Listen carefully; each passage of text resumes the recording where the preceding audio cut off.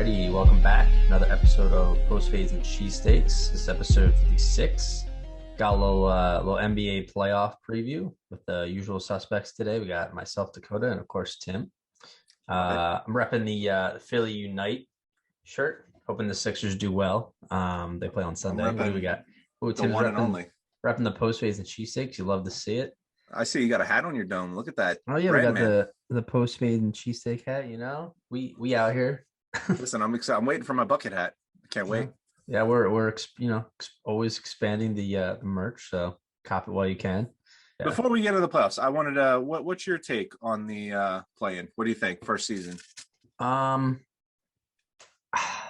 It's not a bad idea. I like if I was a team that was an 8th and 7th seed, I would hate it because it's like why do I have to play to secure my spot? I already have my spot. I think it's an interesting idea. It maybe if they did like a 3-game series instead. It might take too long. Yeah, I was gonna say you can't push, but you can't give all the other teams a 2-week bye. Pretty much. Yeah, but. I don't know. I'm not super against it. I do like how they handled it though. That 7A seed plays, winner gets the 7 seed, but then the A seed still has a chance to claim their spot back. But then it gives the other two teams. I feel like it's better for the West because they are more competitive, whereas the East it was like, those teams are barely over 500 that are fighting for it. But I mean, I like it because I feel like the NBA purgatory was that 7 to 10 seed for so long. It's like you're not bad enough to get the anywhere in the lottery, but you're also not good enough to actually make a run in the playoffs. Right. I thought it was exciting. It brings another element, makes teams compete to the end. It's like, well, we're not going to have LeBron versus Steph Curry in the play-in, very much in the future, I'd imagine. But that game, I don't know if you caught it, but I did watch. Was by far more entertaining than any single 1-8 or 2-7 matchup I've ever seen. Like it was a good competitive game. I like the one, you basically have one game to win to keep your season going. And I like it. I mean, the bar wasn't really set very high for what they're replacing. Like I thought the 2-7 and 1-8 were just snooze fest. I can't think of a single matchup I enjoyed watching those. Like it's the 1 and 2 seeds are just so much better than those bottom playoff teams. Mm-hmm. So it kind of gives you a little excitement before you go into the 1 and 8 and 2-7 matchup. Yeah. I feel like most of the other games were because I know like the Wizards kind of blew out the Pacers, and then like the Pacers blew out whoever they played. So some of it was like good competition, some of it not so much. But yeah, that Lakers Warriors game was a lot of fun. Now that it's now an iconic picture, LeBron hitting that almost half court 3 over Curry. I know. Listen, that was some playoff basketball, so I was excited seeing that. It was a good game. The Warriors definitely hung with them. The Lakers, Warriors had the game. They were winning most of the game, and then they just like LeBron kind of took over towards the end a little bit. Yeah, but the Lakers put on that playoff gear. They're showing that they can ramp it up whenever they want. So I was one of the doubters. I know they had a lot of injuries going in, but it's hard to just ramp it up for the playoffs. But it looks like the Lakers are doing just that. Yeah, at the point they're cruising, and then now they know to turn it on. Yeah, now that they're like mostly healthy, they're gonna screw up all these like historic stats about 7 seeds in playoffs. Like, they'll probably end up in the finals, and first 7 seed ever win. Oh. Wow. Can we take a moment to just pour one out for the Suns, who in the first time in, I don't know, a decade, 15 years, they're relevant. They get the 2 seed, they got to be amped. And somehow you end up with the Lakers in the first round. Yeah. Like if I told you it was the Lakers versus Suns in the beginning of the season, the playoffs, you would just assumed it was 2 versus 7. The Lakers were 2. The Suns have their best season in forever. And now they're going to get sacrificed to the defending champs in the playoffs. In the one time LeBron's ever a 7th seed. That's pretty tough. That's a pretty bad draw for them. I mean, when we did our predictions back in December when the season started, we had the Lakers, like you, me, and Nick. We had I took all of our 1 through 8 rankings for East and West, and we had like a consensus. And we had the Lakers at 1 and the Suns at 8, so they would have played each other anyways. That's what I mean. It's like this matchup doesn't surprise you. It just surprised you. It's the other way around, and the Suns, best season is going to be cut short pretty early from my prediction. But hey, we'll see. Maybe Devin Booker, Chris Paul put on a show, but I don't know about that. This is a tough matchup for them. Yeah. So that being said, let's get right into it. Let's start with the West, and we'll just get all the way to our final player in the West, or final team, and then we'll swap to the East. All right, let's do it. So you got all right. Who do you have winning the play-in game tonight? Who's playing the Jazz in the first round? Oh, Warriors. Yeah. Another thing, the Golden State Steph Curry's. Yeah. I mean, they've been getting decent production out of Wiggins. And Draymond's still a defensive force, even though I don't really like him, but it's a great defensive player. If they had Clay, they would have. It's crazy what missing one player can do for you. Look what happened to the Sixers last one. They didn't have Ben Simmons. They got swept by the Celtics in the first round. So that's true. I mean, the Warriors are, they don't have a deep roster. They have a roster of. It's like what Bill Belichick said this year. We were in a tough salary cap spot because we won 3 Super Bowls and we went for it. The Warriors in the same boat. They went for it and had an amazing team. And the thing is, you don't really have much guys after that. You have your 3 superstars, and then the rest of it is young guys. Wiseman went down early too, which hurts them size wise. But I do think the Warriors are going to win tonight. I don't think they're going to beat the Jazz though. I think the Jazz. I think it'll be a close series. Steph's going to probably drop like 40 a night, and Green will be out there and be a defensive pest. But I don't think they're going to be able to keep up with the Jazz. Yeah. So the 1 seed Jazz versus 8 seed Warriors. I have the Jazz in 6. I think. I feel like some people normally a 1 seed you get everyone's on board with them. I feel like quite a few people are kind of against them, and just because they're the Utah Jazz, but they have probably one of the more complete teams in the league. They're I think the number 1 defensive team. They can score. They spread the court. So yeah, they remind me of those Hawks teams that were really good with Al Horford. When they were losing to LeBron in the East. They were 1 seed, they were 2 seed. They were really good. They had great records. They were very deep. They had a great starting 5. But you know what? They're missing that guy. They're missing the guy that can just take over at any moment. The Hawks obviously could never get past LeBron. I think Donovan Mitchell is on his way to becoming that guy. I don't know if he's there yet, but they are a deep team. They've got a lot of scoring power. I think they are a little underlooked. I think they can make some noise. My biggest worry for them are, both the LA teams and just covering those big wings but yeah, we'll see. Looking at my bracket, they do have to go through both of them. So, but yeah, I have Utah in 6. Yeah, me too. I think Curry will keep it competitive and fun, but I don't think they're going to be able to keep up with them the whole way. Next, we have the 4 seed Clippers at the 5th seed Mavericks. I have Clippers in 5. I don't know. Something about Dallas is not exciting to me this year. Porzingis has been in and out. Luka's been. He's still been Luka. But besides those two, they need to. I feel like they need a third piece, another big name to help kind of get them together. But yeah, I really, the Porzingis trade is really not looking great for them. You look on the other side, and the Knicks kind of built something, after Porzingis. But Luka's amazing and he's keeping them competitive, but Porzingis is rarely healthy. And again, it's the same idea as the Warriors. They traded a lot to go get Porzingis, that they're really not deep anywhere else. They've got Luka and they've got Porzingis, but Porzingis hasn't given them the second superstar minutes or games or scoring ability they hoped.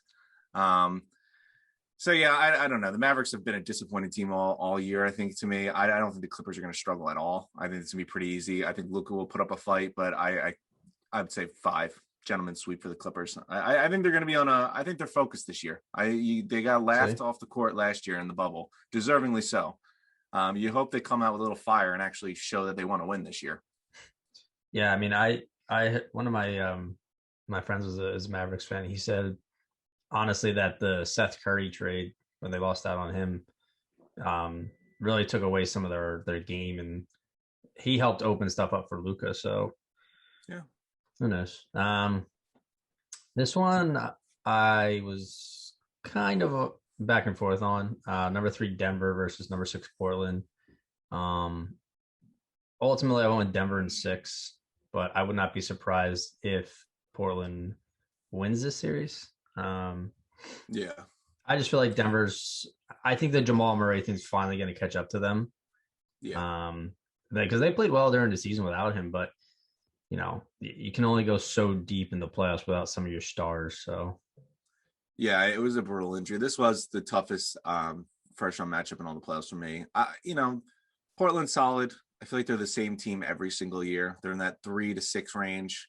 mm-hmm. They could knock someone off in the first round. They might catch someone sleeping, but Denver is a shame because Jokic's been playing out of his mind. I mean, you have an MVP candidate in Jokic, and then you have the most improved player in Porter. I think Porter's really stepped up and helped fill the void that Murray left. But, the team, I think, is ready to compete. They're just missing one guy, and that guy's, chilling with his knee in an air cast. So it's a shame. But I think Jokic is on a tear this year. I think he keeps the run going. We'll see how far they go, but I do think they'll be able to get through the first round. Portland just they really don't have anyone that's going to be able to slow down Jokic. Yeah. Cantor can't play defense. Nurkic, I think, will be in trouble if Jokic starts taking him out of the paint. I don't think he's going to be able to keep up with them. And say of Porter Jr., I don't think Carmelo's 40-year-old body or whatever he is going to keep up with the, next generation scoring superstar here. Yeah. So, I think it'll be a fun series. It's probably going to be the most fun series of any of the first round matchups. Yeah, I mean, it'll be exciting. Dave will probably drop 50 some point. So yeah, it's the same idea with Steph Curry. I think Dame's going to have to drop 50. I just don't think they match up real well with the Nuggets. So I'll take the Nuggets on that one. Okay. And then the last game for the first round of the West, Phoenix and LA Lakers. This is tough. It really hurt. I wish I could give the Suns a nod here, but I think they had a phenomenal year, obviously, and they have the makings of a good team. That's not their year. I think Lakers win this in 7. I think it goes 7. I think they give LeBron. Yeah, I think they give LeBron the work. I think D-Book. I know Chris Paul hasn't really been a playoff. He hasn't been super clutch in the playoffs, but I think this is a good battle. To old veterans. I think Chris Paul's in his 16th year. LeBron's in his 18th. So yeah, I think it ends up being the best series of the first round. So really, see, I'm the opposite. I don't think the Lakers were thrilled about having to play in the play-in game at all. I think they're going to try to get this tied up and move on pretty quickly. Yeah. I don't think DeAndre Ayton is ready for Anthony Davis. I really think that's going to be a tough cover for him. And LeBron's still a little banged up with his ankle and now his eye. So yeah, listen, I was watching the game. I saw the hand to the face and everything. Then it lingered on for the next 15 minutes that he couldn't see, and he was seeing 3 rims and everything. Somehow made a shot when he was shooting at 3 rims, but okay. Yeah. Yeah. His theater, I'll give this to LeBron. There is no basketball player that I can remember that has got the theatrical ability of him. He makes everything look so much more difficult. The fadeaway 3. Yeah. Oh, it's one thing. The fadeaway 3 in front of Curry, that's one thing. But it was because he was seeing 3 rims because he had his eye gouged out by Draymond Green. Yeah. I remember it did look like afterwards that his eye was not normal looking, but I do think he exaggerated a little bit. They all do. They do. It's not as bad as European soccer exaggerations, but it's up that wasn't even the worst one. What about the one? It was the charge that he took that they challenged. The Warriors did, and it was LeBron, you jumped in the air and then you act like you got hit by a truck. But you know what? He is the best at when it comes to that. He makes fouls look like fouls. He gets the calls and he makes them look like they're fouls every time. Yeah, and it's a skill. It's a skill and ability. James Harden does it well. These players that can get to the free throw line by maybe indulging a little bit, it'll always help you. All right.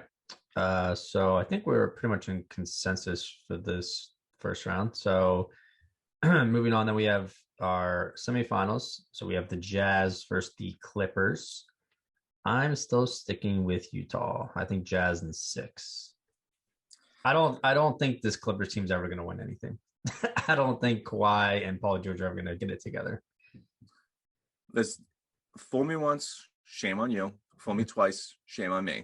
It'll be shame on you. I'm then. gonna. I listen. I had the Clippers in the finals last year. I don't want to spoil anything where things are going, but God. I'm buying in that they actually get it done this year. I like the Ibaka pickup a lot for them. Okay. Yeah, Serge is nice. They picked up Rondo, I think, in the middle of the season. Mm-hmm. Lou's been coaching well. He's got them interested.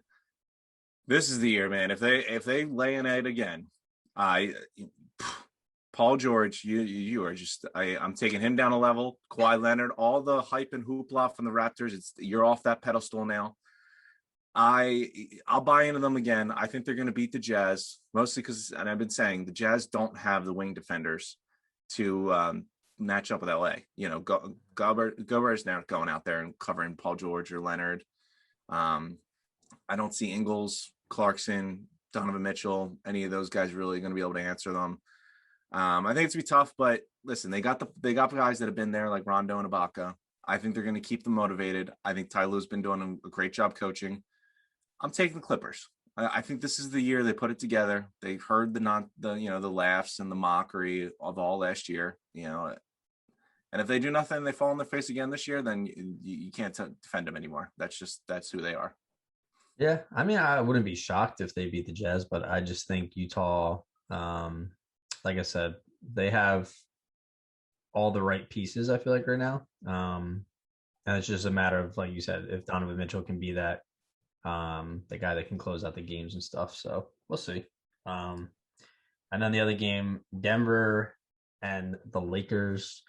I have Lakers in 6. Like I said before, I think this is where the Jamal Murray effect is missing. Yeah. And I think the Lakers, while, they're also injured, but they have both their superstars. So I think they find a way to close it out. It probably goes like, back and forth the first few games, and the Lakers kind of finish it up. But yeah, this is a tough one because if Jamal Murray was healthy, I probably would have taken Denver. I do think it's at some point. I think this long run in the playoffs last year in the bubble, the early season this year is going to catch up to the Lakers. They're a veteran team, but the way the bracket works out, like I think the Suns are an ideal matchup for them in the first round. And the Nuggets without Jamal Murray is also an ideal matchup. Denver just, I think, is going to struggle to defend the Lakers. There's not much defense on that team. So without Murray, I don't think they're going to score enough to keep up. So yeah, I'll go LA. Give us LA versus LA in the Western Conference Finals. What we've been waiting for since George and Kawhi Leonard have gotten there. Yeah. So you have Clippers versus Lakers. I have Jazz versus Lakers. I have, ready for this, Utah in 7. I said, I'm riding the Utah train. I think Gobert is going to be able to take care of, the 3 to 5s, and then he'll help out with AD and LeBron here and there. Not going to be able to stop them fully, but definitely would be, like I said, they were the number 1 or number 2 defense, I think, statistically this year. And I just don't think, based on how LeBron played against the Warriors, he wasn't exactly lighting it up in the first half. I know he went for third or fourth quarter, he started getting warm, but yeah, I don't know. I still think that ankle is going to bother him. I don't think he's definitely not fully healthy. AD is still kind of getting back into it. But I think they'll have enough to get this far because of those 2 elite talents. But I think this is where the road stops at Jazz in 7 for me. Fair enough. Yeah, watching that Lakers Warriors games, they did look bad. The whole team looked bad, except besides Caruso. The one guy who was saving them. Apparently, they were down by like 15 at one point. Yeah, it was really rough, especially with for Anthony Davis, LeBron, and Schroeder. But you know what? They ratcheted up and were ready to go in the second half, and they were a problem. Yeah, I do like Schroeder. I think he was a good addition to that team. Oh yeah, of course. You just hope that he gives you what playoff Rondo was giving you last year, though. That's the only difference. Yeah. But yeah, the Lakers, I think, are going to be in a tough spot here. The Clippers have so much height. If you think about it, they got Morris, Leonard, George, Batum. He's kind of well past his prime, but he's got some height, and Ibaka. Yeah, they kind of stole the formula the Lakers used and just went big, and then just play bully ball on defense pretty much. I think that the Lakers are going to have their hands full, especially if you figure you could put Ibaka or Leonard. I think Leonard will be able to handle Anthony Davis, even though he's given up a couple inches. You Mm-hmm. put George or Leonard on LeBron. They have the personnel to go D up. And, this LeBron's, he's superhuman, but he showed a little kryptonite this year with his injury. I think this offseason is going to get up to him. And I think this, after a couple rounds of the playoffs, this might be the time that it starts affecting them. So I'm taking the Clippers again. If they make me look like an idiot 2 years in a row, then I'll take everything I said. How many games does it go? I'm gonna say 6. I think the Clippers, something about them makes me just feel like they're going to be on a rampage this year. This is a prove it tour. They looked terrible last year. If you factor in they lost the 3-1 lead and then were eliminated. After all the hype and all the noise surrounding an LA versus LA Western Conference Finals last year, and you just fell on your face and didn't get there. Yeah, I think this is a revenge tour. So okay. We'll see. So I have the Jazz in the finals, and you have the Clippers. Then moving on to the East, let's start with our hometown team, the Philadelphia 76ers, the 1 seed versus the 8th seed Washington Wizards. Now, I will say right off the bat, the Sixers pretty much have, I would say, a cakewalk to the Eastern Conference Finals. But of the 4 teams in the play-in tournament, the Wizards were probably the last team I wanted to face. I thought the Sixers would have been fine with the Celtics, although they would have been swept the Pacers. And then who was the other team? Was it the Hawks? No, the Hawks. Oh, Charlotte. Yeah. The Hornets. They would have swept the Hornets. I'm a little worried about Washington. I still think the Sixers will win. I wouldn't be surprised if it goes 6 games, but I'm going to say they'll lose 1 game, and then so Sixers in 5 over the Wizards. But I'm a little worried. See, I am complete opposite. The Wizards. I don't know. Beal and Westbrook have been cooking. I'm a little. Yeah, but Beal's got that hamstring thing, and he does look like he's a little gimpy. The one team I didn't want to play in the play-in were the Celtics. I know they have the Brown injury, but you know what? I've seen the Celtics beat us so many times in the playoffs. I didn't want to deal with that. That was just they did one of those teams that just has our number. Yeah, but the Celtics are like the Warriors. They're a one-man team right now. Like a couple of good players, but it's Jason Tatum. 2-man team. I mean, Kemba's still there. If Kemba could always become Kemba at any point, and he starts dropping 30 a night, that could be an issue. Yeah. But I mean, listen, the playing teams, I really wasn't worried about any of them. The Wizards, I'm not worried about them either. I think this is going to be a sweep. I don't think there's going to be any worries. The Sixers, luckily they had that 1 seed pretty much locked up like 3 games before the season ended, so yeah. I think they were able to take the foot off the gas pedal, get themselves ready. They've had some time off with the playing games. I think they're going to be locked in. Doc's going to have them ready to go. I'm not expecting any issues. Now the real question is Joel Embiid and Russell Westbrook fight in the middle of the series. Does that happen? I hope so. I get my popcorn ready. I would hope so. I want a little attitude. I want to, I would love to see a little fire. Like, I think if Embiid gets he's been coming off as being very motivated this season. If he can come in, determined, I think it'll be a huge difference. Oh, if we can go out there, sweep the Wizards and one of Joel Embiid's arch nemesises, and he gets a little chirpy, I'm all for that. Get a little attitude. This is I'm not saying the Wizards are the team to worry about, but you are going to have to, bring a little attitude and get a little gritty later on in this playoff tournament. So I want to see it. I'm expecting a deep run. It's got me excited. So, first seed in a while. I'm excited, but I'm nervous. But moving on, we have the who would have guessed this matchup? Number 4 seed Knicks versus number 5 seed Atlanta Hawks. Surprisingly, I'm taking the Knicks in 6 games. I think this matchup's a toss-up. I think either team could win. I just think the Knicks are surprisingly balanced. They really play as a team. And I think, they got tickets going to Madison Square Garden for $1,000 for the nosebleeds. So they're excited over there. Do you blame them? Because you never know. This might be the only time they're in the playoffs in your lifetime. If you're a New York Knicks fan, who knows? This is like Haley's Comet. It only comes around like once a decade or so. Yeah, but Julius Randle's playing really well. Even Derrick Rose is playing really well. So that's good. I like seeing Derrick Rose do well. Yeah, I just think the pieces are coming together. But I mean, will they get past the Sixers? Probably not. Will the Hawks beat the Knicks? They could. Never know. But I'm taking the Knicks in 6. Like it. Now, since they're the 4 and 5 seeds in the East, before the season starts, would it have been more likely if I asked you that the Hawks and Knicks will be drafting 4 and 5 overall than it was that they're the 4th and 5th seed in the playoffs? I mean, not the Hawks. I thought the Hawks had a good chance of. I think when we did our preview in December, I said they would be like 8th, 9th, 10th within that range in the Eastern Conference.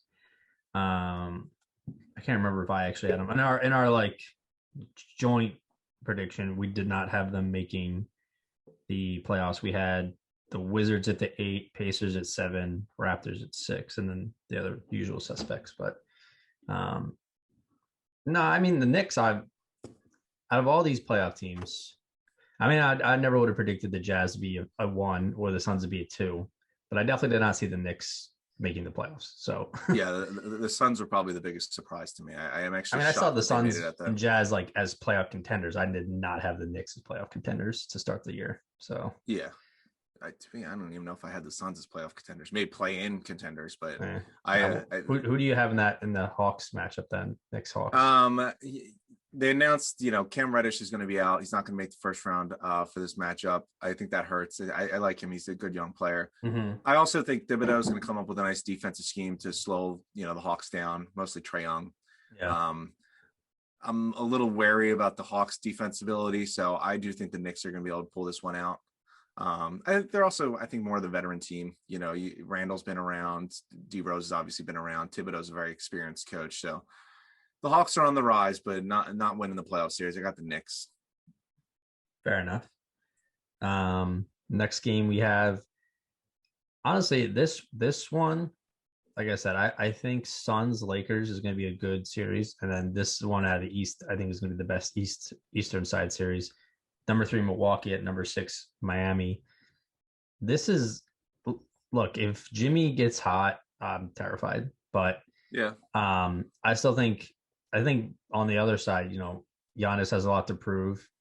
I love the Drew Holiday. At first, I was kind of like head scratching about that trade, but I think he's going to be able to get them another game or two. So I'm going to take in a long series. I'm going to take Milwaukee in 7 over Miami. Feel that, yeah. Miami definitely showed. I think the Lakers and Miami both showed this year that they were affected a lot by that short off season. Neither of them really had a great regular season. Obviously, the Lakers had more injury issues, but like I said with the Clippers, the Bucks are on notice. They better get it. All the eyes are on them. They've fallen on their face a couple times now, especially against a team that beat you last year. This one has got to be one they need to win. The Drew Holiday pickup was nice. Mostly, I underestimated his defensive ability. I think that he played incredible defense this year, and I think he could be a real difference maker guarding Jimmy Butler. I don't know if he's going to stop him, but slow him down. I think better than what anyone was doing last year. Mm. But yeah, I mean, all the eyes are on Giannis and the Bucks in particular. He signed the contract, and they've got really nothing to show for it besides, a couple, his MVPs, but no team success or no deep playoff runs. So I'm going to take the Bucks. I think they win the first round series. I'm going to say 5-6. I don't think I'll go 5. I think they're going to try to get this one wrapped up and done and have their sights on Brooklyn in the next round. Bucks in 5? You know what? Listen. Wow. The noise is there. Don't act like they're not listening to the noise. They went and gave up a lot to go get Drew Holiday. They've fallen out of the playoffs early twice now. Last year being really rough by getting knocked off by the Heat out of nowhere. You know what? The regular season doesn't matter anymore for this team. It's a playoff only team. What matters is what you do in the playoffs. The seeding you get, the MVPs Giannis wins doesn't matter. So I think he's going to be on a revenge tour. He needs to, at least, just like the Clippers. The pressure is on. I don't see any lackadaisical performances. I see them going after him. The Heat have been iffy all year. So I think it's a tough matchup for them to start. I'm going with the Bucks.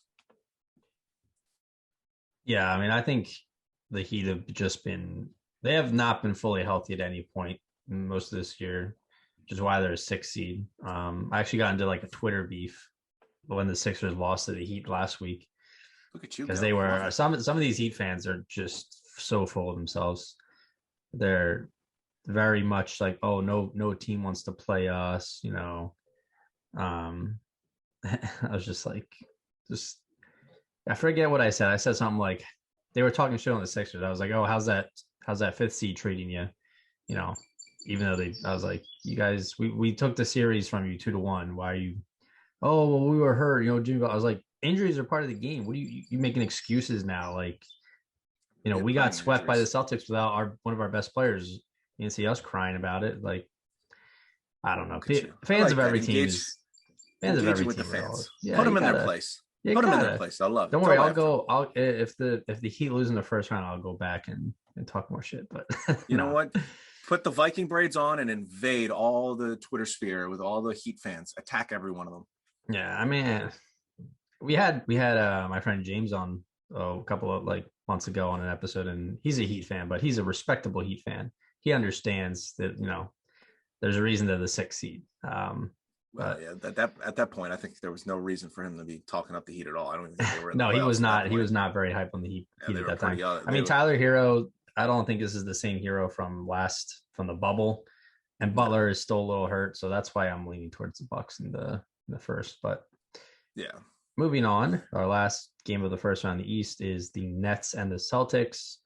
I think the interesting matchup. Kyrie playing his old team, but I think you get like 1 40-point game out of Jason Tatum, steal a game from the Nets, but ultimately Brooklyn in 5, I think is sweeper yeah, 5. yeah. I don't think there's going to be any issue. We could say 5, but I think them and the Bucks are both going to be looking ahead at that second round matchup, and probably trying to get the first round series wrapped up as quickly as possible. Yeah. But yeah, unless Kemba and Tatum are both dropping 40 a night, I don't think they're going to have the firepower defensively. They have literally no one to stop Kevin Durant. That's a Yeah. tough matchup for any. They really don't have much size. And the size they do have, none of them have the skill to keep up with him. So I don't think it's going to be very close. Yeah. With that being said, let's jump right into the semifinals game. Milwaukee versus the Nets. The game everyone is I mean, this is a series everyone's excited because it's, both teams should be there. Brooklyn's big 3, can they put it together? Giannis, can he finally prove all, the haters wrong and make it to the finals? It'll be a good series. I think from what I understand that their big 3 is healthy. So healthy enough. I got the Nets in 6. I don't think Giannis and the Bucks have enough to fight this team. I don't know if Giannis will ever make it to the finals, but especially with the Sixers and the Nets like getting a lot better. But we'll see. I think this is going to be a tough series. I have it going 7. I think that the Bucks, the Drew Holiday pickup, I think was great defensively. He's playing really well. He'll probably be on an all defense team this year. That's going to come in handy. You're playing Harden or Kyrie. He's not going to be able to stop either of them. They're too good to be stopped, but slow them down. Now, Giannis on KD. That's a matchup I like. I like Giannis covering KD more than I like KD on Giannis. So that'll determine the series. I think those two Titans going at it. He won Defensive Player of the Year last year. He should be able to stop the best players in the league. If he can slow down Durant, maybe make it a series. The Nets aren't a very deep team. You have those 3, which are incredible, I know, but if you can take away maybe 1 or 2 of those options, give yourself a chance.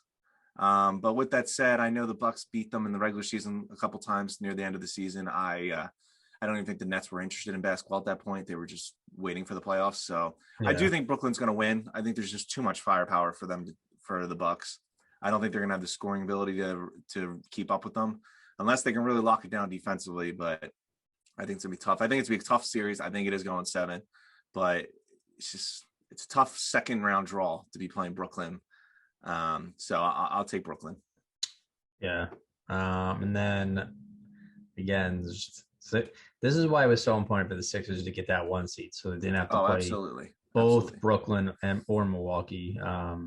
So I could be a sweep, but I think maybe the Knicks take one game, Philly in 5. Brooms out. Yeah, Brooms twice. Don't put away I your would Brooms I after would the Wizards love series. a double Brooms. That'd be great. Oh, come on. Once you won you got the number 1 seed, you knew it was going to be a cakewalk up until you play Brooklyn The or only Milwaukee. issue with the fact that it's if there are both sweeps and it is a cakewalk, are the Sixers like throttling them? I hope, because you go play at teams like the Knicks and the Wizards, and then you go step up at the big boy table and play the Nets. That's not a. You better bring your A game. You know what I mean? So. Yeah, I'm not worried at all. I think this team's locked in. I think Doc's got them locked in. This is why you wanted the 1 seed, was to cruise through the first 2 rounds and then play the big boys. And I don't see any issues. The team hasn't really looked like they've lackadaisical or lazy like they looked with Brown. There were some times where Embiid was out of shape. The team didn't care. Like, they just didn't have a burning desire. This year's look different. They fought. They look good. The chemistry's there. They're veteran. They have veteran leadership. I think the Danny Green pickup was great. I love the Seth Curry pickup. The George Hill pickup, even though we really seen him very well, is I think going to come in handy in the playoffs. Yeah, I think he'll be used a lot in the playoffs. I'm excited. I don't think they're having any issues, and then we get to the good part. Yeah, so I mean if the Sixers don't make it to the conference finals, this year was a fail. If they don't make the conference finals, I'm burning down the NovaCare. That'll be infuriating. I don't know why you would burn down Novacare. That's where the Eagles practice. I'm sorry. Yeah, my bad. Well, Camden's too far away. I didn't feel like we can do that at bridge. another time. Yeah. So I mean, now we got number 1 seed Sixers, number 2 seed Brooklyn Nets. It's gonna be a great matchup. I'm excited. I thought a lot about this, and I think this is the best Sixers team we've had in a while. Like you said, I think they're playing really well. Doc's got them playing hard. Embiid, in the running for MVP. Ben Simmons in the running for Defensive Player of the Year. I just looked up the stats, so I was incorrect about the Jazz. The Jazz were 3rd in defensive rating. Sixers were 2nd. Lakers were number 1.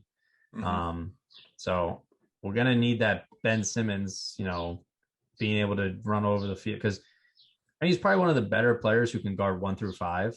Because of his lateral speed and stuff and how athletic he is. So we'll see how he can handle Kyrie and James Harden. And even if he gets put on Durant, we'll see what happens. But it pains me. It really pains me to say this, but I got Brooklyn in 7.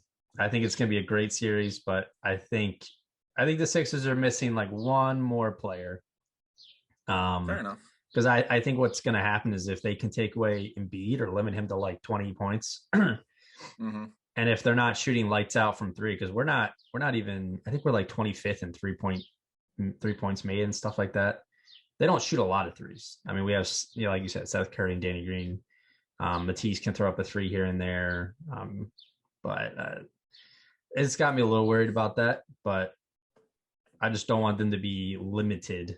And I think that might be the factor, because if they take out Embiid, Ben can't shoot outside, then you limit us to an inside game. But if Embiid's not scoring inside, you got to rely on 3 shooters, and we don't have enough of those. So yeah, we'll see. I got Nets in 7. I did have Sixers originally, and then I said I can't be a fanboy here. I got to be honest. So fair enough. Look at you. I'm proud of you for putting your fandom. So I got Jazz versus Brooklyn in the finals. Okay.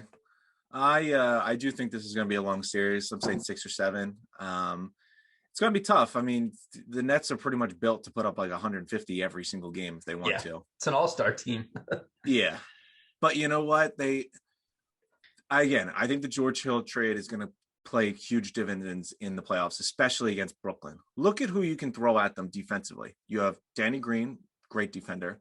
Tybal, can't do anything on offense, but he's a great defender. I would put him on an all defense team this year. He's such a good defender. His steals, his active hands, incredible. George Hill is a playoff veteran defender. Ben Simmons is, he's 6'10", but he guards. He can guard Kyrie. He can guard James Harden. Those 4 guys are going to get minutes, and they're going to be on a rotation. They're going to be switching constantly. I think that's, this is how you answer Kyrie and James Harden. You can't one-on-one them. One guy's not taking out either of them. You take 4 of them, and you rotate them all game. You take them on switches, and you stay active on them. I like us there. There is no answer for Embiid on the Nets. DeAndre Jordan gets put into timeout every single time he has to play him. He bullies him around, knocks him whatever way he wants to go, and DeAndre Jordan spends all game getting fouls and putting his dumb face on his, looking at the rest like, oh, me? What? No way. What did I do? There is no answer there. Kevin Durant isn't going to slow down Embiid either. I'm not worried at all about that. Okay. I think the Aldridge retirement, I don't know what he was going to do for them, but it's a big body. He's a veteran. He could have probably helped, but he's not there anymore. I've seen DeAndre Jordan get undressed by Embiid plenty of times to know that's not going to happen. Durant, the other way, a little bit of an issue. I'd like to see what Embiid can do defensively in Durant. I don't, if he can hang with them, I don't know. If Durant takes him out to the 3-point line, that might be a problem. Like you said, maybe Simmons is the better answer there. You slept on Tobias there, man. You were like, oh, we have no one to score. Tobias has looked solid. So I'm saying we have good players. It's hard to, mention them all. I really, Tobias really stepped up his game. I think that's the Doc Rivers effect. So will he take over a game? I mean, he did a couple times during the season, but we'll see how he does in the playoffs. But yeah, here's the other thing is those three have not played together at all. James Harden, Durant, Kyrie, they're three incredible players, but they have skill sets that require the ball at all times. And they really haven't figured out how to make that work yet because they haven't played together. I have no confidence in Steve Nash. What has Steve Nash done as a coach this year? He's defended Kyrie Irving when he disappeared randomly throughout the season and made up injuries every other press conference. That is what he's done as a coach. He's made up injuries to defend his players and come up with ridiculous excuses for why Kyrie's not playing basketball. I don't think he's prepared to coach in the playoffs or in a big game like this. I don't think he's going to make a difference. I think Doc Rivers is going to coach his ass off. I think the Sixers win this, man. They have a good veteran nucleus, a good defensive team. It's going to be tough. You're going to need big games out of Embiid every single game, but he looks like a different Embiid. We're going to need what he was doing against the Raptors without the games where he wanted to take off because he was out of shape or sick. And I don't see that from Embiid. I see him locked in. I see him ready to go. I think he's hungry. I think this is a different Embiid. I think Doc's going to have a great game plan. And I think you have the defenders to not stop them, but slow down the Nets superstars. So I think it's the Sixers. It'll go 6 or 7, but it's going to be a great series. But I do have the Sixers. I think they can beat the Nets. I mean, I think they can beat them. It's just, I don't know. I feel like if the Nets, I think the only way the Nets don't make it to the finals is if they beat themselves. So if Kyrie mentally is not focused, if Durant misses a game or two, which he did say, if James Harden is taking way too many shots and throwing up bricks, which he's done before, because let's not forget James Harden has not exactly been clutch in the playoffs. Like he's put up a lot of points, but he hasn't really won anything. And I mean, same can be said for Doc Rivers, though. I mean, he obviously won a title with Boston, but his Clippers playoff success wasn't great. But we'll see. I mean, on the other side, what has Steve Nash done? No, that's what I'm saying. I'm saying for the Nets, the only thing that's working against them is the fact that this team is new to each other. So I could see the Bucks even beating them if they're not all focused. Oh yeah, absolutely.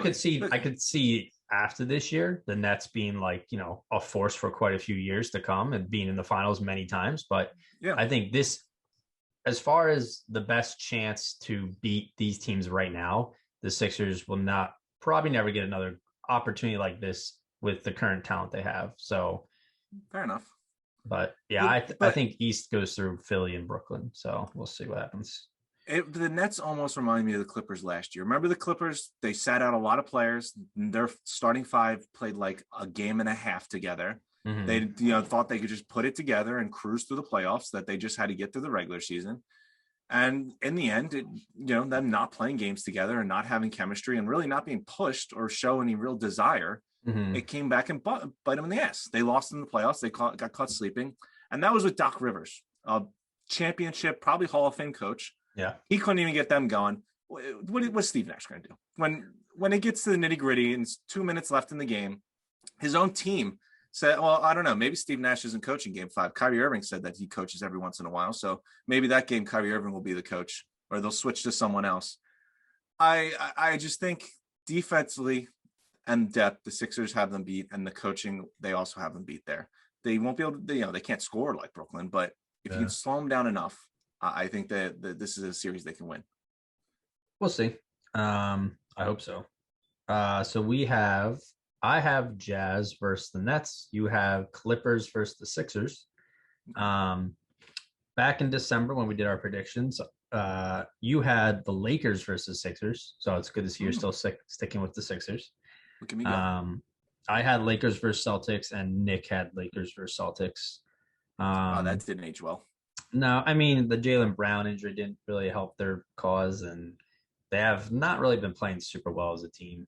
Yeah. I mean they made the playoffs, but um, and then the Lakers have just been riddled with injuries. I mean they had no AD and no LeBron for quite a few games, so that's why they dropped all the way to the 7th seed. But I mean, all in all, you know, I think this was an exciting season for the NBA. You know, the Knicks being relevant, the Jazz and Suns, you know, taking over the big boys of the Clippers and Lakers. Yeah. But to our finals games. So, like I said, I have Jazz versus Brooklyn. And I think the Jazz, like I said, they play a lot of, I had them playing at least 6 or 7 games all 3 series. So I think, you know, they get to this point, it's going to be another 6 or 7 games. But I think if they get past Philly and Milwaukee, two strong defensive teams, I think they'll be able to handle the Jazz. And I think it'll be too much firepower with Kyrie, Harden. Like I said, they all need to play well for them to get this far. So I'm predicting that they do. So I got Brooklyn in 6 over Utah. Oh, okay. So you got the Nets winning their first season as a super team? First season as a super team, and then everyone is put on notice and they're terrified because Brooklyn's going to be back year after year after year. Fair enough.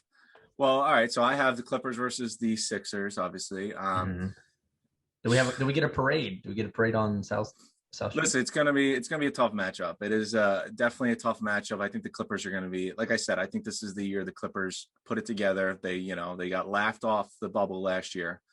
Really fell on their face. It ultimately cost their coach the job, and Doc, and ironically, he'll be coaching against his former team. The Clippers have a ton of size, I mentioned, and they have the wing players that can be an issue.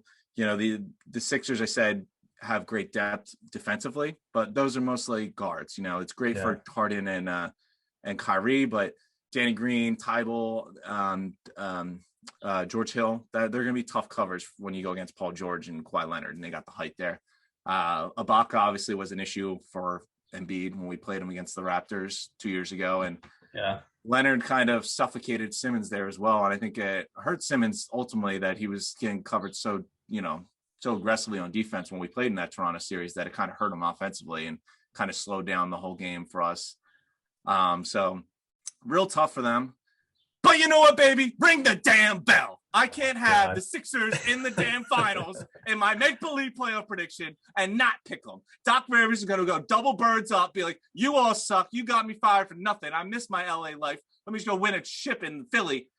Parade down Broad Street. Joel Embiid's going to take his Mack truck ass, bust it over Serge Ibaka, dunk on Markieff Morris, drop his nuts on his face, put him at 2 fights in the playoffs. He fights Russell Westbrook first round and fights Morris in the championship. And Kawhi Leonard saunters off into Nowhereville, doesn't make any ridiculous shots. Simmons bodies him up, and Paul George goes back to irrelevant playoff P, sucking again in the playoffs, putting an asterisk on his legacy. And the Sixers take that beautiful trophy, break all COVID barriers. You know what? COVID is eliminated when we start partying down Broad Street. And the Sixers bring us this title, baby. It's a different year. Brett Brown is gone, finally. Doc Rivers is here saying, you know what? Your team was so stacked. You had an idiot coaching for so long. Look what I can do in my first year. Party down Broad Street. I'll be there. You'll be there. Joel Embiid will be there. And the goddamn Larry O'Brien trophy will be there. Let's go. I think it's this year, man. I haven't felt this jacked up since, maybe the Big Four was good when we had Butler there because that team, I think, was the best we've had. But this team, they put it together. All the criticism, all the critiques you made on the other years, bad coaching, laziness, lack of shooting, depth, it's gone. I've seen them play this year. All the stuff that I would critique them on from before is gone. I feel great about this team. I love what they're going to do. Give me anyone you've got. We're going right through them, baby. I have no issues. Embiid's going to average 40 a night. Simmons will somehow average a double-double, but in steals and just blocks. He's going to be a defending nightmare. Baby, we're bringing it down Broad Street. I'm jacked, man. I feel great. We got that 1 seed, and it's got us so nice. If we had to go through the Bucks and the Nets and then whoever's in the West, that's a tough gauntlet, but I love how everything's set up for us. I'm ready. I really hope we don't lose to the Wizards now. Like I said, if we lose the Wizards, I'm burning down Novacare and the Sixers practice. Okay. Just as a warning to the Eagles. I like how I'm realizing now you kind of made like a story out of this playoffs. You got, I'm a storyteller. You got Doc Rivers going back in the finals to play his old team. You got Embiid getting revenge on the Claw for that shot, Kawhi had over him in the Game 7 to bounce in 4 times. So that's a nice little storytelling. I like it.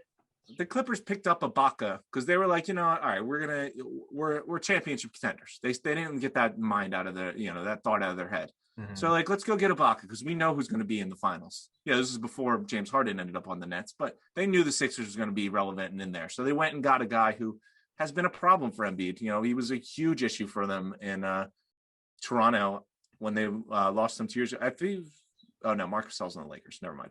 But I think I like the Sixers' chances. I like it a lot. I do too. That's what I'm saying. It's just gotta. I mean, the number 1 seed fell into place, so hopefully the rest of the playoffs will fall into place. So that number 1 seed was huge. That was the first step. It basically, the way I look at it is really the first seed is like a bye, because look who you're going to play. You're going to play the Wizards and the Knicks Hawks, winner. Yeah. None of those teams should really threaten you. The Bucks and the Nets have to play each other in the second round. You basically get a bye through the second round. True. How many games does it go? It'll be a long series. Should we have a Game 7 Joel Embiid over Kawhi buzzer beater to win the title? Can you imagine? I would sell my car and take out a loan, do whatever I need to get the top shot of that. Oh yeah, that would be so it probably won't happen. It's a very specific thing to happen, but it'd be nuts. But you know what? I mean, I do have my hesitations. The Clippers are a tough team. I mean, all the things I said before I went on my rant do apply. The height I think if the Clippers get to the finals, I think they're determined enough they'll win it. But I mean, I like the Sixers' chances against like the Jazz or the Suns a lot better. Oh well, of course. I think the Clippers are much better than both those teams. All right, so that is our championships. I have Brooklyn over Utah. Tim has Philly over the LA Clippers. So we'll see what happens. Hopefully the Sixers play well. I just want them to play well. I mean, if they lose in the Eastern Conference Finals in like a 7-game series, I'm not going to be happy, but I'll be satisfied, I guess. So no. We will not be satisfied for anything that isn't a title, because you are right.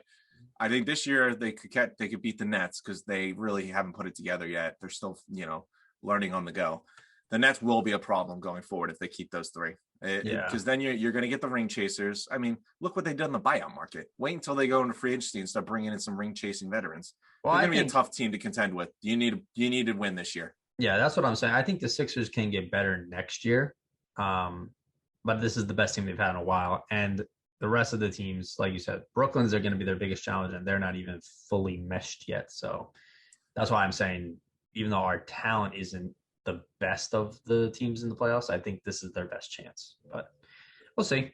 As far as the awards go, so we have 3 finalists for every award, all 6 of them. So MVP finalists, we have Steph Curry, Joel Embiid, and Jokic. NBA Defensive Players of the Year, we have Rudy Gobert, Draymond Green, and Ben Simmons. 6-man, oddly enough, there's 2 Jazz players, so that's interesting. Jordan Clarkson, Joe Ingles, and Derrick Rose. Rookie of the Year, LaMelo Ball, Anthony Edwards, Tyrese Halliburton. I always mispronounce his name. And then Most Improved Players, Jeremiah Grant, Michael Porter Jr., and Julius Randle. And Coach of the Years, Quinn Snyder of the Jazz, Tom Thibodeau of the Knicks, and Monty Williams of the Suns. Um, I think, MVP finalists and Coach of the Year finalists are probably the most like the closest bunch. I feel like, whereas I think Yeah. some of the other ones are a little more easy to pick. When we did our consensus midseason awards, we had Ben Simmons, Defensive Player of the Year, Quinn Snyder's Coach of the Year, LaMelo Ball's Rookie of the Year, Jordan Clarkson Sixth Man of the Year, Julius Randle's Most Improved Player of the Year, and then Joel as MVP. So it's cool to see that all those players made it to this, second half of the season where I'm still in the running. Who do you have for? So let's start at the end. Who do you have for Coach of the Year? I'm still sticking with Quinn Snyder. I think what he was able to turn that Jazz team around from, I forget what their seed was last year in the playoffs, but he got them playing so well. I think Thibodeau is a good choice too, but give a slight nod to Snyder. Yeah, I would agree with you. Mostly because the Jazz are, I don't remember the rank off the top of my head, but they're like top 5 or top 3, I think, in defense and offensive efficiency. Yeah. So that's really impressive. They've been pretty much the best team in the NBA all season. Mm-hmm. So yeah, I'm going to go with the Jazz. Monty Williams is a tough second, but is it bad that I kind of want to like take a little bit of the credit away from Monty Williams because Chris Paul is basically like a coach on the floor? Like if Chris Paul was eligible, I'd probably vote for him for Coach of the Year. Yeah. But the Jazz they've been the best team by far all year, and they're doing it. You just said they have two guys. They have two guys in the running for Sixth Man of the Year, but no one in MVP running. That's good coaching. You got a good rotation. You're bringing guys in correct. You're coaching up good schemes. It's impressive. So I'll definitely go Quinn Snyder. Okay. Most improved player. I think Michael Porter Jr. made a nice run late in the season towards this, but I think Julius Randle has, just been a stud all year. I'm, really shocked. I never thought he would become this kind of player. Yeah. I actually had some stats that I was looking at. See if I can bring them up real quick. So his like averages went way up from obviously last year because that would indicate that he was improved. But he went from 19.5 points to 24. His 3-point shooting went up from 27% to 41%. He made the All-Star team. He's one of 5 players this year to average 20 points, 10 rebounds, 5.5 assists. And that's in company with Jokic, Giannis, Russell Westbrook, Sabonis. He really improved his game. I think he's got a good nucleus around him too that help facilitate that growth. But I would give the award to him. I wouldn't really think too hard about it. Yeah, I mean, Porter really he had a good season, but he really came on strong after Murray went down. Randall's been doing this all year. He was an all-star.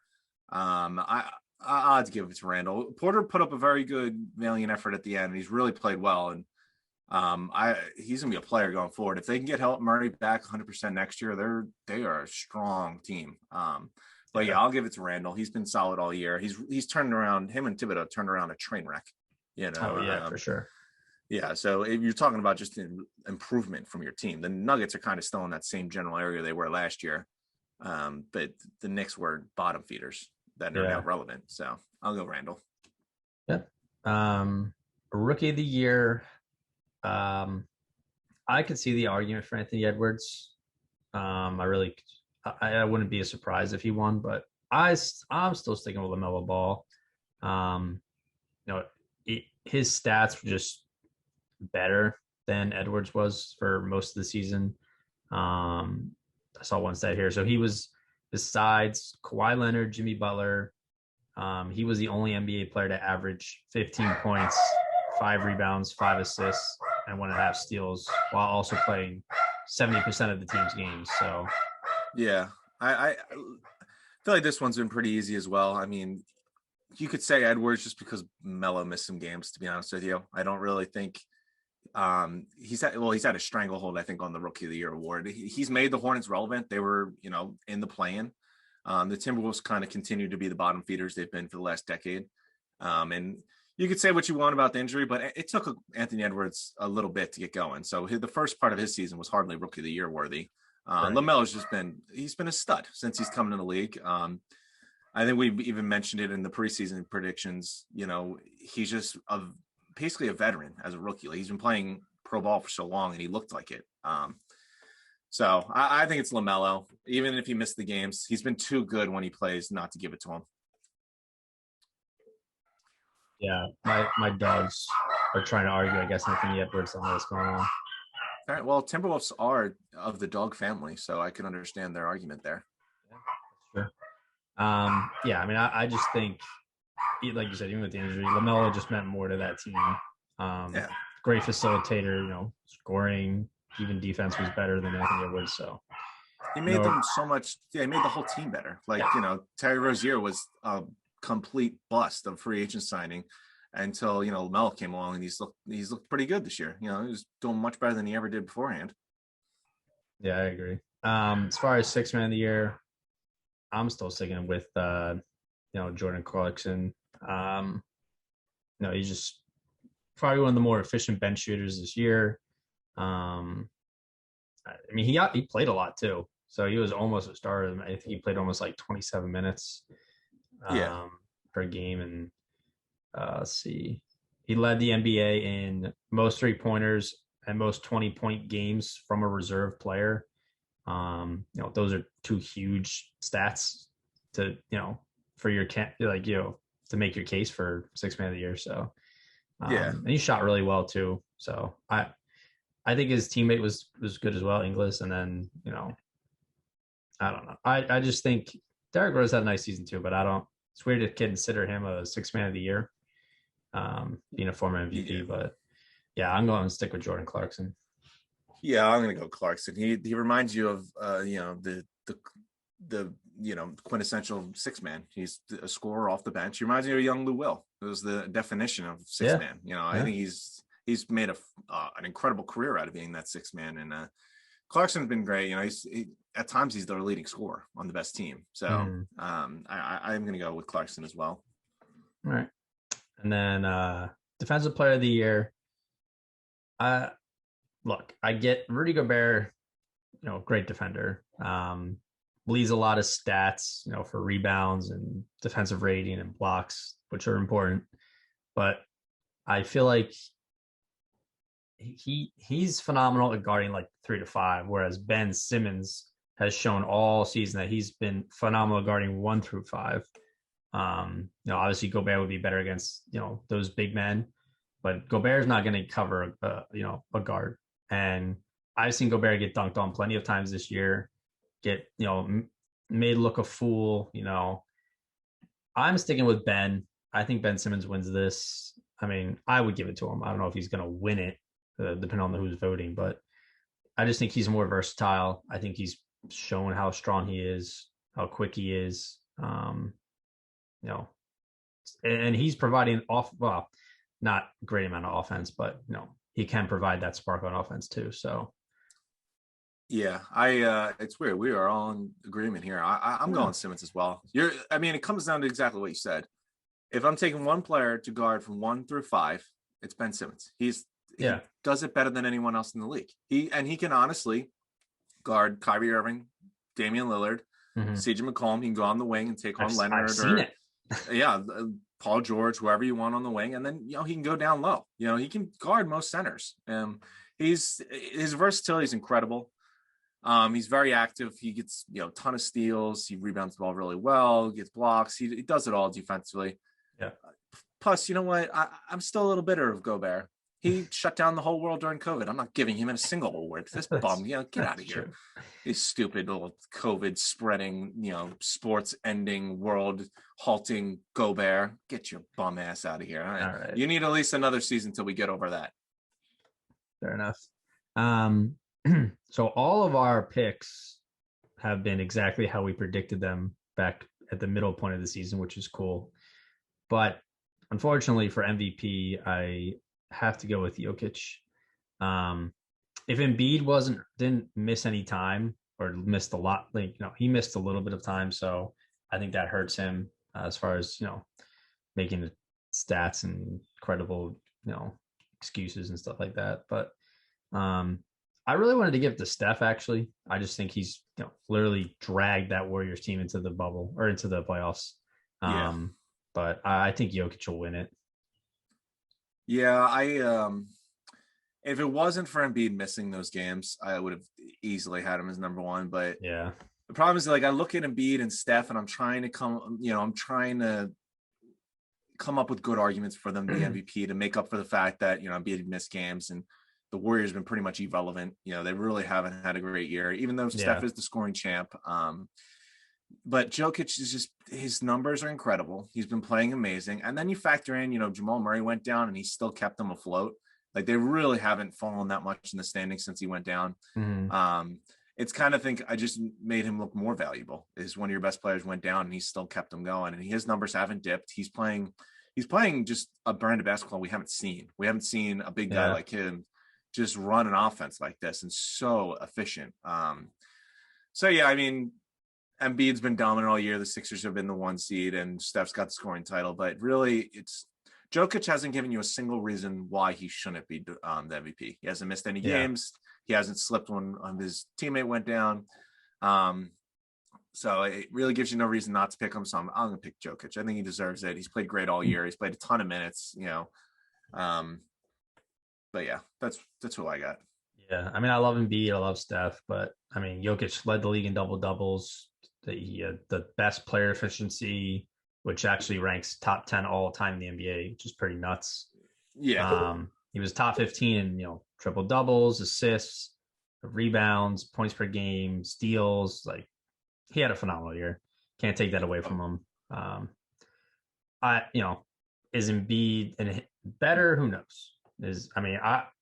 Being a Sixers fan, obviously I'm going to say I like Embiid more than Jokic, but you can't deny what Jokic was able to do this year. Yeah, and Steph's a good argument, but your main argument for Steph is like, he won the scoring title, but Jokic was averaging his team 26 into the playoffs. Well, yeah, but Jokic just, I think, averaged like 26 or something around there, if I'm not wrong. So it's not like he was 26.2. Yeah, it's not like he wasn't scoring. He didn't put up the 32 or whatever Curry was, but he was. That's still a very impressive points per game mark. He almost averaged a triple double. He had 8.7 assists per game, 10.9 rebounds, and then 26.2 points per game. So yeah, pretty damn. He's giving you no reason not to pick him as MVP. Yeah. So yeah, it's pretty much a wrap on this this episode. Tim has the Sixers beating the Clippers in the finals. Yes, I do, baby. I have the Nets beating the Jazz, and then we both have. We were all the same on our award picks. So we both had Jokic winning MVP. Yeah, it's exciting. I think it'll be a really competitive playoffs. I don't think we'll see as many sweeps as normal in the first round. I think it'll be a little more competitive, but we'll see. Any final thoughts? Just get ready for the parade down Broad Street. Get ready for the parade. All right. Well, everybody get your rally towels ready, and so hope for a nice Sixers run here. Let's do it up. Sunday at 1. Sunday 1. Be there or be square. Be there or miss history. All righty. I will talk to you later. All right. Peace. Peace out.